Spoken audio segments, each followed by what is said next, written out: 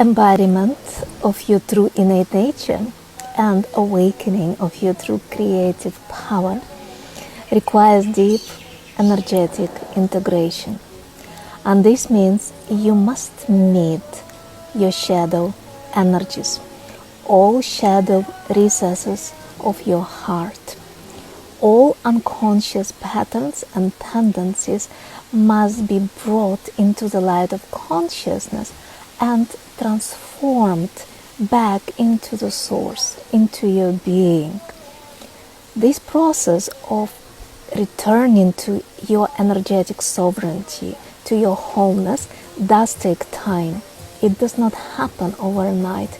But as you deepen and ground in being, you start creating by the resonance of love. And this creates extraordinary things in your life.